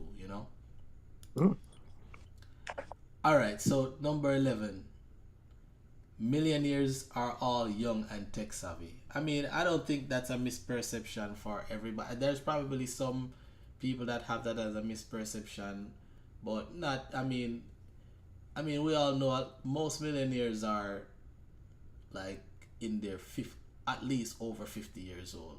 What say you, Carlos? it's kind of funny that they say most millionaires are young, because all right, I'm gonna be honest, like, all right, well, if I should, all right, I don't want to seem like I'm within my age, like, I don't know if anybody within like my immediate circle right now. I'm not talking about like up and coming, but I can say, all right, that person is probably, well, I don't know anybody finance, but I'm like, by statistically though, I've seen where that most millionaires, they don't really reach that status until they're probably in the late 40s. Some become millionaires in the early 40s though. As a matter of fact, there was this so-called Doge millionaire, but that wasn't that. It was short-lived. It was short-lived. So I'm not even gonna refer to those kind of millionaires, because some people can become millionaire very young, very very young. But something, the market is going on crazy, and like for example, like in COVID, I think some people might have reached millionaire status at their young age. But I mean, to me, if you I want to look at it though, Tristan. If you become a millionaire like for 2 days, and then the next, and a couple of days after that you go back down to the regular. I cannot look at you as a millionaire in that regard. It was just exposed to that. So most people that becomes millionaire, they're not necessarily the young ones, Tristan, because people that are in tech are not necessarily millionaire. That's another big misconception too. Biggest misconception there is out there, because if earlier you mentioned about the career types that are mostly millionaires, and the engineers and the teachers, and I think they said the accountants, the CPAs, those are the millionaires. So most people, they're not necessarily, they are you know what, Tristan, people that are young and doing those tech jobs, and like, you know what, they have this concept that I learned, that they are income statement affluent. And income statement affluent are people who basically they get good pay. So they can look at their pay and say, oh, they want to less their expense from their net income. Then they have money, they have disposable income remaining to take care of things within their home. So they consider themselves to be here. So then people on the outside think that those people are wealthy. They are not statistics have shown that those people are not necessarily wealthy. Right. The people that becomes wealthy in a latter age, they are balance sheet rich, in meaning that they take their money from their whatever they amass from their workplace or from their business, and then put it into investment vehicles, and those they amass compound interest on those money, and they become millionaire status at a later stage in their life. So the road to become millionaire is not really like it's not a marathon. It's actually it's not a relay. I say it's not a marathon. So I don't want to get it wrong. It's a journey that you have to take. So people don't. It's not a sprint. It's a marathon. The marathon, yeah, that's what I want to say. No, let me add to that. Because there's a lot of people that are rich broke. You understand? Yeah. Rich broke meaning that you might be earning a high income, whether it be through employment or through running a business, but you are basically living above your means with the stuff that you buy in your personal. You know, let's say for example, a person could be making $400,000 or $500,000 USD per year, but he or she is living a lifestyle to where they're spending $600,000 a year, and they're spending more money than they made that year, and they ended the year basically $100,000 in debt. But because they make so much money in their, like what you say, income statement, rich, right? Yes. Because they make so much money, ending the year with 100 or 200,000 in debt doesn't really change their lifestyle at all. It's just a debt that they have to pay off, right, over time or whatever, once they get their their income back for the next year or whatever. And sometimes you might not understand that people might make a lot of money, but they spend so much money to where they're carrying debts, and they're carrying increasing debts over time, and balance sheet wise, like you said, they're actually probably having a negative net worth. Yes. All right, so next one. This one is funny. Millionaires are all men. I mean, gone are the days when like all the successful people were men, right? When you used to mostly see men. I think nowadays I see a lot more successful women. So I don't think that one is even worth explaining, right? It's not, right? All right. Tell you something. When it comes to like making money and become millionaires, this is not just a case where it is relegated to one gender class, right? No, that has changed from back then. Now, women, they are like on par, like making money, and they're making very financial decision, very solid financial decision right now. So that's not the case anymore. If that was the case back then. Right. All right. So the next one is millionaires don't face failure. I think we kind of touched this before. When we spoke about Dave Ramsey, he was a millionaire. Then he got broke, had to file bankruptcy. Then he became a millionaire again. So these are things that happen. Millionaires go through things. Millionaires have experienced failure and setbacks before achieving success. It's just part of it. You don't just achieve things as soon as you go for it. Sometimes you have to fall and brush yourself off a couple of times before you get to the goal. All right, so number 14, millionaires all have luxurious vacations. That's another misperception. Carlos, what do you say about that? Yeah, they will be surprised to know that like millionaires, when it comes to vacation, they probably take like within a 5-year span, they probably just go on probably within that 5-year span, they might only go on like two vacations, if not one. Millionaires, they don't, and worse when they become of a certain age, they become a little bit more conservative, conservative in the way they spend.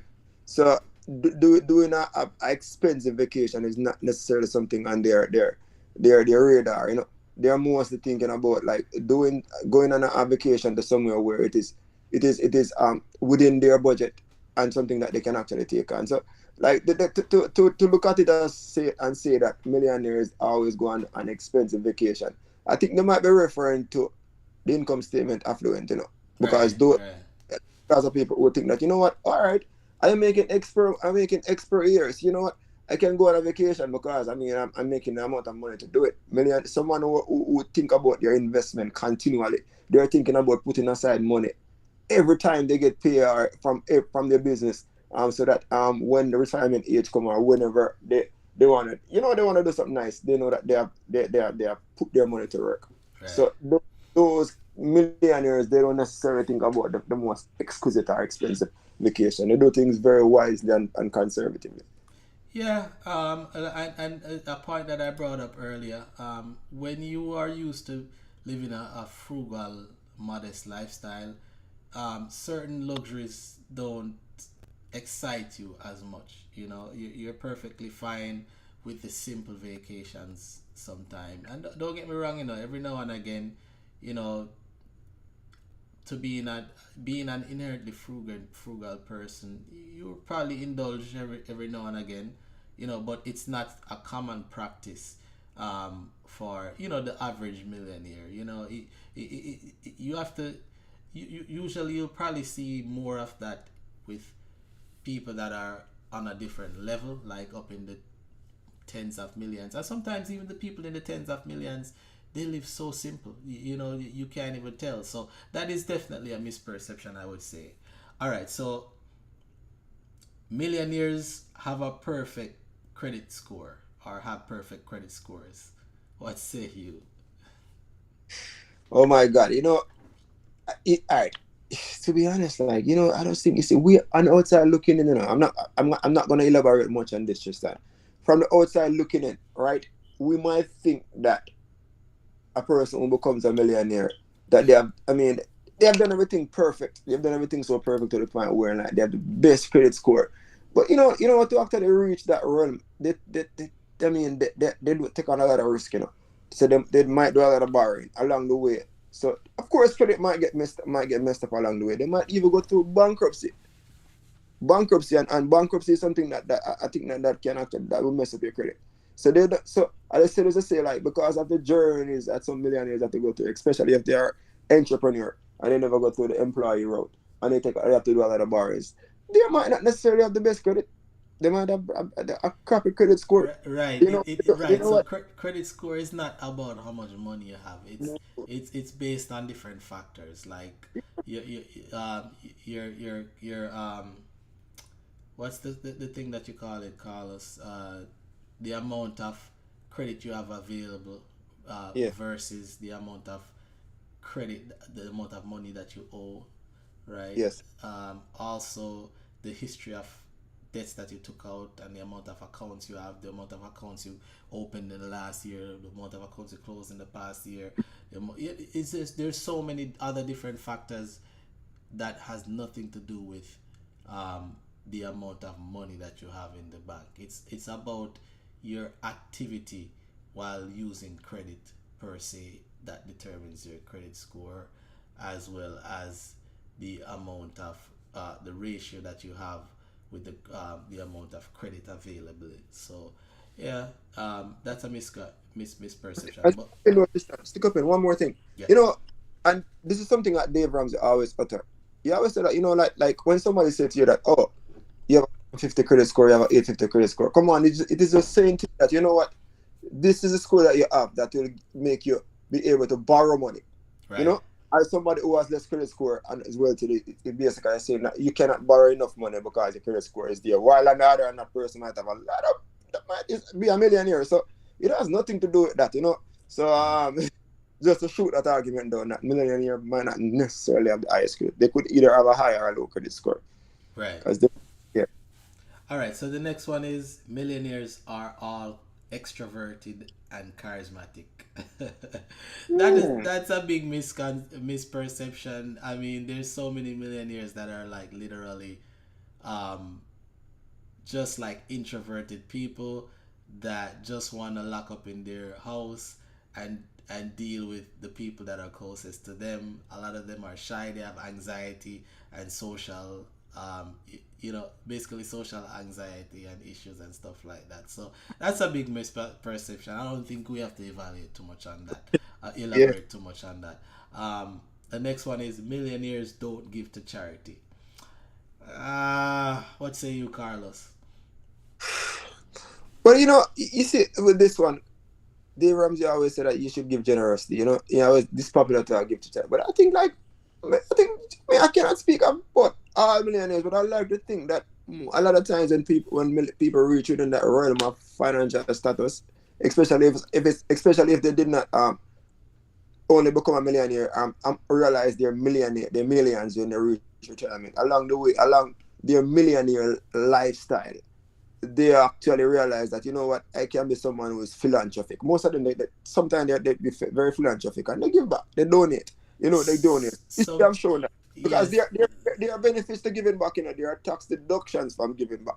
You get what I say? So, and we just go back to the point where we mentioned a while ago that, the millionaires, they work with the best CPA, they understand the system, and they use this to their advantage. A lot of millionaires who understand the system, they will give back to charity because it's a benefit to them as well. no, yeah, and apart from that, just being a human being, because at the end of the day, millionaires are human beings just like the average person. And I think one of the perceptions that's not on here is that once you're a millionaire, um, it's like you don't have certain level of empathy or certain level of care as an average person because you care too much about your money, which that is not true, because a lot of millionaires, they just have more money than you, but they're the same type of person. They have the same emotions and feelings just like anybody else. And a lot of them, they get joy out of giving away what they know they can afford to people, regardless of whether it's going to help them on their tax returns. But they like to give away money, or their time rather, for a worthy cause, to something that they actually care about. You know what I mean? Because at the end of the day, they're human beings. At the end of the day, of course, there's like rich people or millionaires that are just assholes and just greedy people. But then there's also average people that aren't millionaires that are just as horrible. So that's a misperception. So moving on to number 18. Millionaires always had wealthy families. I think we already touched that. We're just gonna skip that one. Number 19. Millionaires are all entrepreneurs. I think we kind of touched on that, Carlos. Yeah. Millionaires aren't all entrepreneurs, like you mentioned before. A lot of millionaires are employees, just regular employees that invested in their retirement plans very early, right? Particularly like teachers and other types of professions, just any profession in general, and stayed consistent. And depends on how much they contribute, within like 15 to 20 years, they're already in millionaire status. A lot of them retire multi millionaires.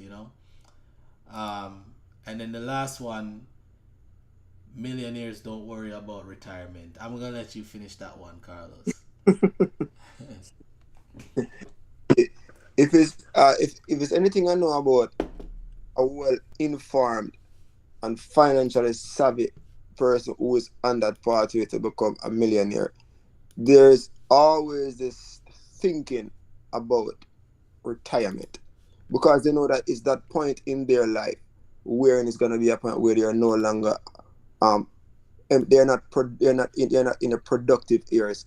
So it's the money that they actually amass throughout their productive years that's going to be used to take care of them at the point where they're retired from working. So millionaires, for most of their life, they're thinking about when they reach that part in their life where they're no longer have to put in work and they have enough money. So this concept about this misconception about millionaires don't worry about retirement, that's specious as well, because there's millionaires that they are thinking about that realm in their life, that point in time in their life where they no longer after work, and they have amassed enough money. So they're always putting their money to work. Would I be as I said before, they put it in an investment vehicle where they use the compound interest to do its work. And they reach that status. The millionaires, they think about retirement. Right. They're not. If they weren't thinking about retirement, then we wouldn't even be having this discussion about millionaires. They'll be penny wise and pound foolish because But right, because here's the thing, like let's say you run a business, you're an entrepreneur. Yeah. Why would you not want to create a retirement plan and run it through your salary, which you're paying yourself, so you can take advantage of something like a 401k, which has pre-tax deductions, right? So you're not paying any taxes you're getting a tax deduction on the money that you're contributing, right? So you're not paying any taxes on it until you're ready to take it out later. Why wouldn't you want to take advantage of that and invest the money? Likewise with a individual retirement plan like a Roth retirement account, like a Roth IRA.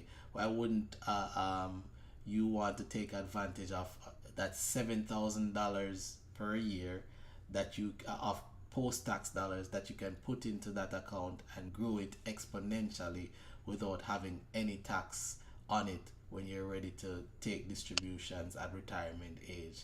Why would you not want to max that out, along with other means of investing in retirement as a sense of tax savings and investment opportunity? So that's definitely a big misperception. That's really a big thing. It's big one, Tristan. Like millionaires, they think way ahead of time. Way ahead.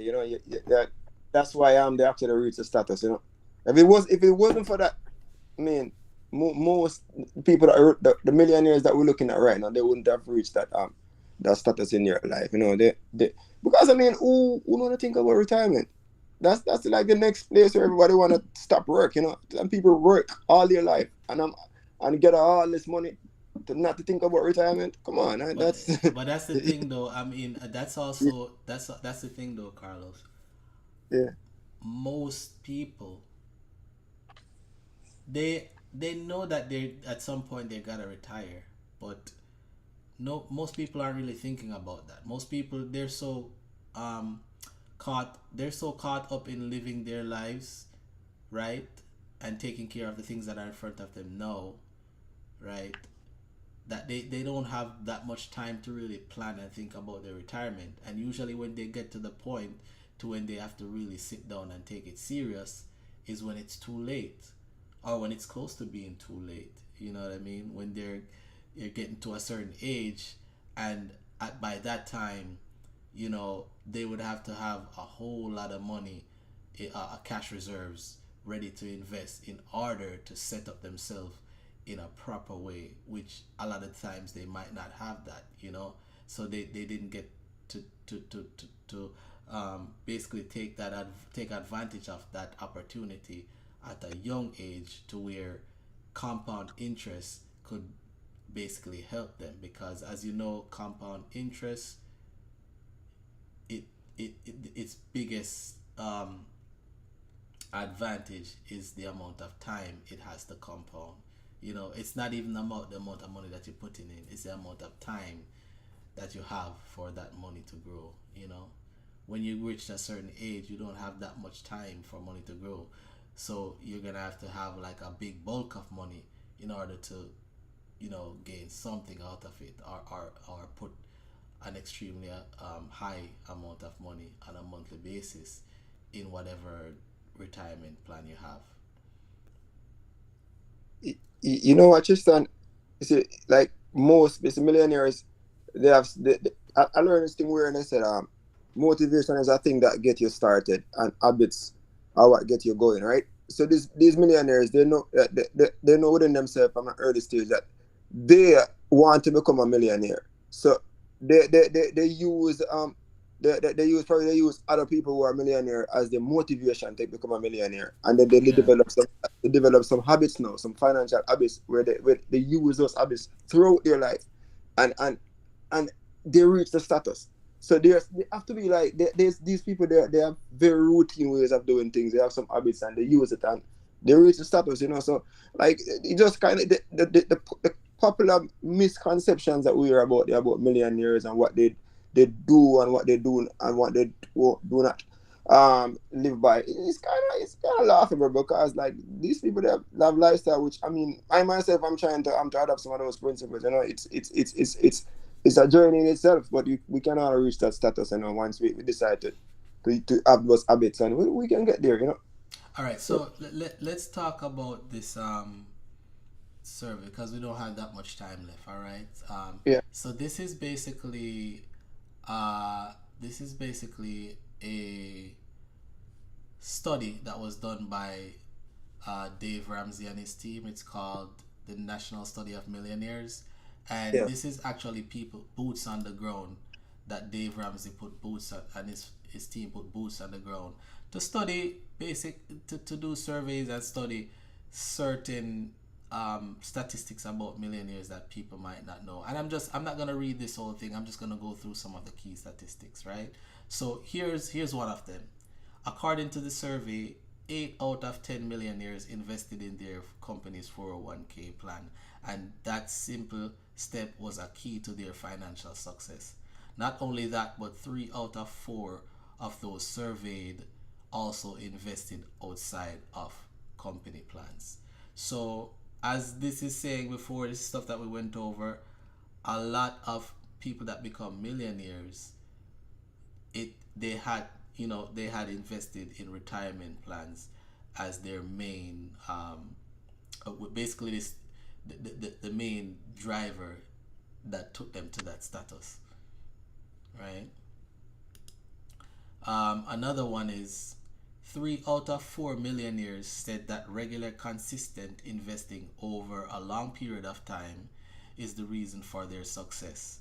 So the story about the young computer genius who developed an app that earned millions overnight is the exception to the rule. What say you about that, Carlos? You see,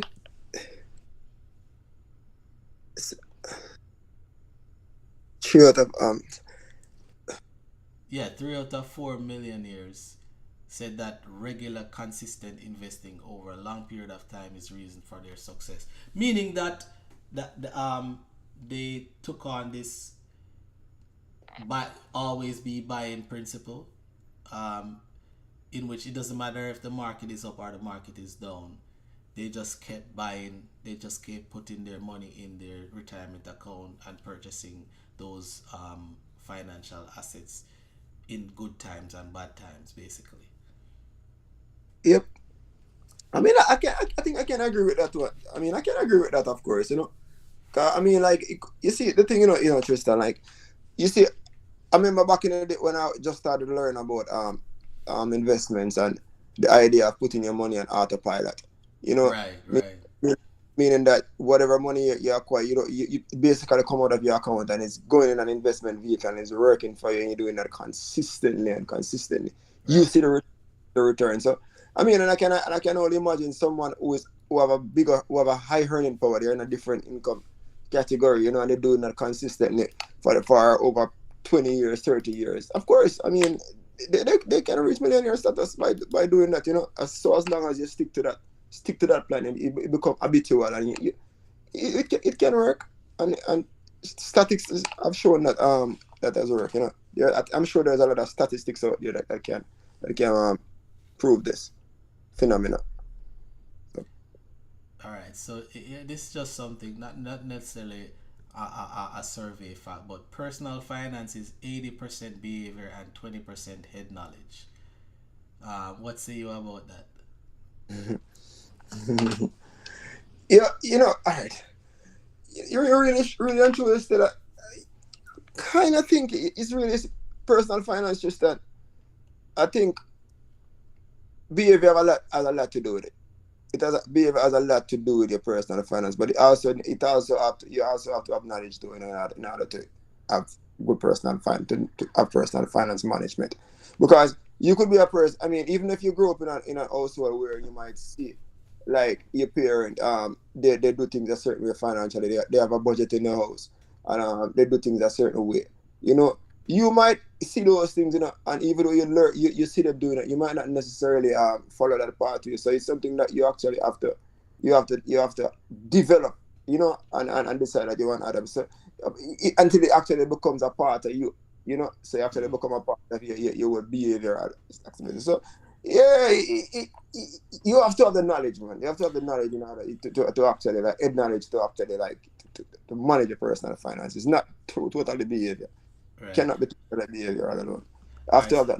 So here, this interesting one. Mhm. Even when millionaires don't have to worry about money anymore, they're still careful about their spending. 94% of the people studied said they live on less than they make, and nearly three quarters of the millionaires have never carried a credit card balance in their lives. Now, I want to talk about this a little bit. Credit card balance. A lot of people don't understand how to really use a credit card. Um, a lot of people think that it's okay to spend from a credit card and pay it off over months, years, or whatever it may be. But that's the wrong approach, guys. Keeping it real here, when you spend off a credit card, right? You need to pay it back when the bill is due, and usually the bill is due in full. So if you spend $10 off the credit card this month, by the end of the month, when the statement comes in for you to pay by the 15th of the next month, make sure you pay off the $10, and if there's any interest on it, you pay. Usually if you pay your bill on time, you won't get any interest charge. The interest charge usually happens when you leave a balance. You understand? So treat your credit card like your light bill, when you pay it in full, or your mortgage or anything like that. And that's one of the behavioral practices that you referred to earlier, Carlos. That's a part of it. Yeah. That's not just knowledge of understanding. Yes, knowledge is important to understand how it works, but it's also to have the discipline to Yep. prioritize that. So let's move on. This one is funny. These millionaires also said they spend $200 or less each month at restaurants, and 93% of millionaires use coupons all or some of the time when shopping.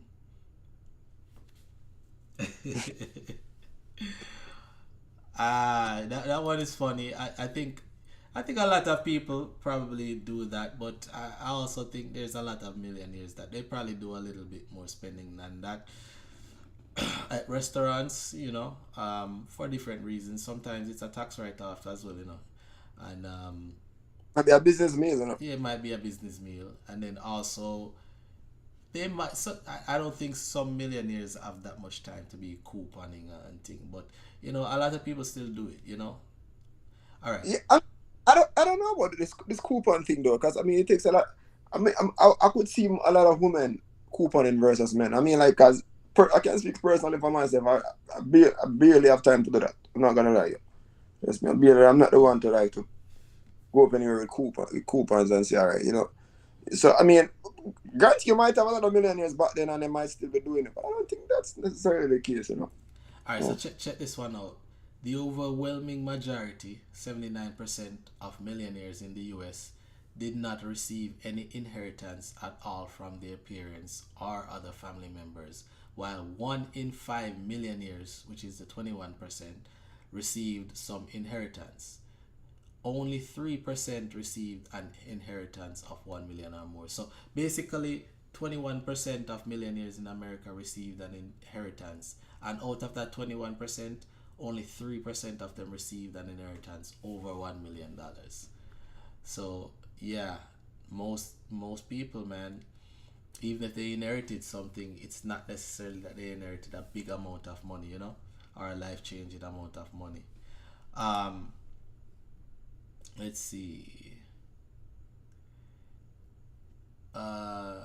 Okay, so only 15% of millionaires were in senior leadership roles, such as vice presidents or C-suite roles, CFO, CEO, COO, etc. 93% of millionaires said they got their wealth because they worked hard and not because they had big salaries. think we went over this, right? Mm-hmm. Yeah, we did. Only 31% averaged 100,000 a year over the course of their career, and one third never made six figures in in any single work year of their career. Wow. Let's see the next one. The National Study of Millionaires showed that it's the degree itself that matters, not where the degree comes from. Almost two-thirds of millionaires, which is 62%, graduated from public state schools, while only 8% went to prestigious private schools. But the bulk of millionaires did get that piece of paper. So basically, Dave Ramsey's study is saying that most millionaires actually had a degree, which I expected, right? Yeah. But only 62% of them, only 8% of them went to prestigious private school. The rest of them went to public school. So this thing where, people are trying to get their kids to go to Harvard, Yale, and all those Ivy League schools doesn't necessarily, I mean, those are good schools to go to in the fact that you can network. There's great networking because most of those people are just in high positions in society, both entrepreneurial and in the corporate world. But you don't necessarily have to go to those schools and waste all the money because those schools are expensive, in order to achieve your goals, right? The way I see it though, Tristan, like, so when if a child decide to go to an Ivy League or university and and whenever they graduate, I mean they get a master's, and whether it be a master's or a bachelor's, whatever it might be. I mean, the day, the way I see it, a degree is a degree. When it comes down to they start to earn, you could be. I mean, one person might start it off by might get in a higher pay based on or they bargain with their employer, whatever the case might be. But I don't think the university that anyone attends is basically congruent with the wealth status that they acquire in life. It's not actually the case, because one person could go to a public school or just a simple university, a state university, and I mean that person acquired the same amount of the same degree, and that person they have more financial knowledge that they acquire by virtue of their experience and their parents, and they're even more wealthy than somebody that attend Ivy League university or not or attend a public school. So Yeah. it is not necessarily it is not. I mean, I said to say the university that you attend or the school, it is not an indication of the world that you can amass in Yeah, life. it's all about how you navigate with it afterwards, because you might not have had all those personal relationships with the people that are related to that Ivy League school, but you can build those over time by how you navigate throughout the corporate world or through the business world, even with a public type of school degree, or state Yeah. school. All right, so another one is 88% of millionaires graduated from college, right, which we referred to earlier, compared to 38% of the general population, right? And over 52% of the millionaires in the study earned a master's or doctoral degree compared to 13% of the general population. Interesting facts. Let's see. Yeah, I think that's it. I'm not gonna go over too much more. We actually are strapped for time. But Carlos, any final thoughts? It's interesting. And by the way, thank you for actually decide to have this discussion about the misconception about millionaires and and the pathway it takes to become a millionaire. Because you know what, I realize that right now we are in an era of where social media is like the ultimate era where a lot of youngsters they go to use to make their decision as to what they need to do. If they're gonna make financial decision, that's where they use. They either use some TikTokers we're sharing like basic knowledge out here. Not to say that some of those TikTokers are not actually knowledgeable, but I think that a lot of youngsters they're using the glittering rich as their ultimate sword, as their ultimate role model to say this is the pathway that I'm gonna take to become a millionaire. And the glitter and rich that I'm mostly referring to, these people are mostly like celebrities. They are the one who actually show lavish lifestyle on the internet. So that is why a lot of times they tend to feel that these so-called glittering rich people that they actually reach millionaire status. Not knowing that a lot of times these people, they're not necessarily millionaires. So they have this common conception thinking that, you know what the lifestyle that I'm seeing right now, that's how a millionaire actually live. When in reality, millionaires, true millionaires who actually stood the test of time and they do their investment wisely, that's not actually the way that's not actually the lifestyle that they live, as opposed to what we are seeing on the internet. So I just think that we should actually, if you want to become, in order to become a millionaire, study millionaires, or and know that that's the pathway that you should take to become a millionaire. That's what I have to say. Definitely, and I would say I agree with you 100%, and I also like to piggyback on that. Read a lot, you know. Be very curious. Don't leave things that, you know, become a question in your mind open. You know, definitely try to be ambitious, and most importantly, have a plan and have a step-by-step detail script of how you're gonna achieve the goals of that plan. So Carlos, I want to say thanks for joining. We'll definitely talk a lot more about this on the live future. We'll have a lot more financial topics too, where we'll get down into the weeds of things, some real financial talk. You know, so until next time, guys, I want you to have a great night. If you're watching this on the replay, I want you to have a great day. And if you're traveling, anyone that's listening while traveling, I want you to have a safe travel. And yeah, just keep tuning in. We'll come up with more topics, and I'm happy to be of your service, happy to be here having this conversation. And you know, the point of this is to have good conversations, ones that we can learn from each other. I mean, a lot of this information that we just went over earlier, it's somewhat surface level, but if you're really paying attention, you can take away a lot of things from this conversation to improve your life as well, and improve your knowledge. So big up to everybody on the live. Give yourself a round of applause. Carlos, thank you for coming through. One love, bro. Yeah, man. So we're out of here. So I'm just gonna close out with some music, and then that's it, people. Have a good night.